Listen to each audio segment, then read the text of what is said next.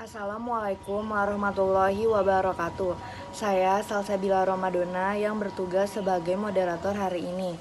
Topik yang akan kami bahas adalah kalimat efektif yang beranggotakan Puput Oktavianti, Cica Fauzia Rahmah, Adisa Nanda Putri, Ani Prasetya, dan Usni Febrianti. Pengertian kalimat efektif.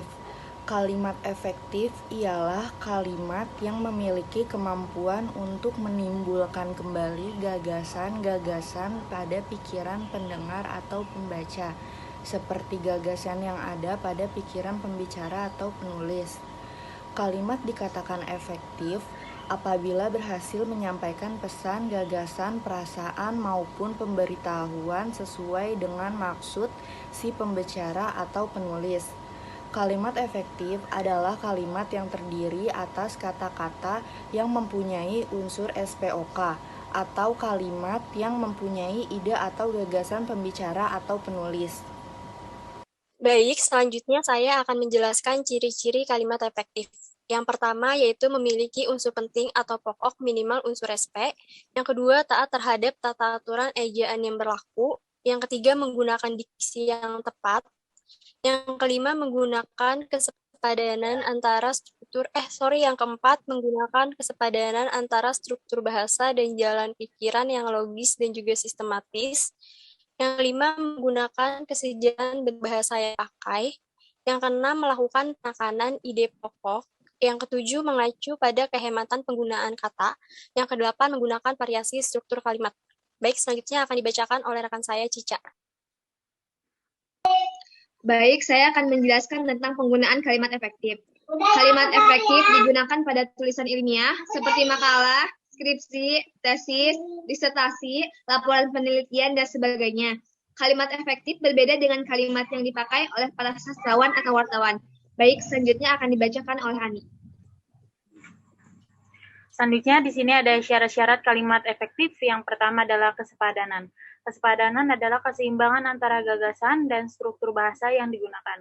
Setidaknya memiliki dua unsur, subjek meliputi orang, benda, atau tempat, dan yang kedua predikat merupakan keterangan kegiatan. Contohnya, yang kalimat tidak efektifnya dalam buku ini membahas jenis kalimat.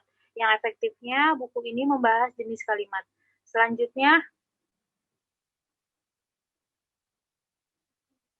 yang kedua ada keparalelan. Predikat kalimat majemuk setara rapatan harus paralel. Artinya jika kata kerja harus kata semuanya. Jika kata benda harus kata benda semuanya. Contohnya, harga minyak disesuaikan atau kenaikan itu secara wajar. Yang benarnya, harga minyak disesuaikan atau dinaikkan secara wajar. Selanjutnya akan dijelaskan oleh Cica. Yang ketiga ada kehematan. Kehematan adalah penggunaan kata-kata secara hemat, tetapi tidak mengurangi makna atau mengubah informasi. Kriteria penghematan kata yaitu menghilangkan pengulangan subjek yang sama pada anak kalimat. Yang kedua, menghindarkan pemakaian superordinat pada hiponimi kata. Yang ketiga, menghindarkan kesinoniman kata dalam kalimat. Yang keempat, ada tidak menjamakan kata-kata yang berbentuk jamak. Contoh kalimat tidak hemat yaitu, karena saya tidak diundang, saya tidak datang ke pesta itu. Contoh kalimat hemat yaitu, karena tidak diundang, saya tidak datang ke pesta itu. Baik, selanjutnya akan dijelaskan oleh Uzmi.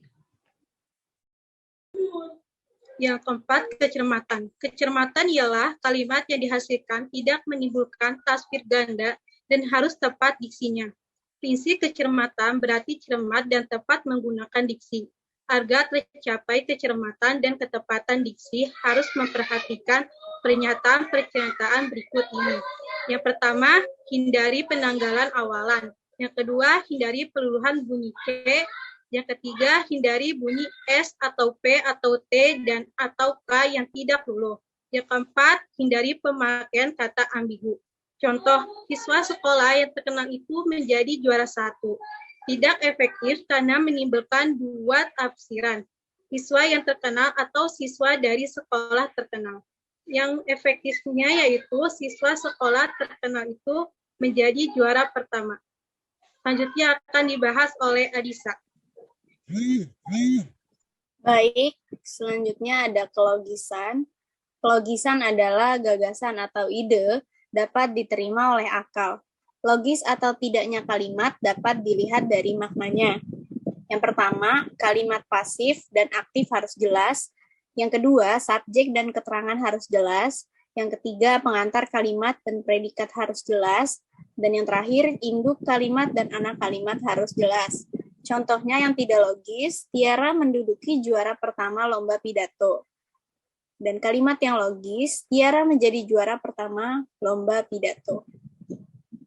Sekian presentasi hari ini, kurang lebihnya mohon maaf. Assalamualaikum warahmatullahi wabarakatuh.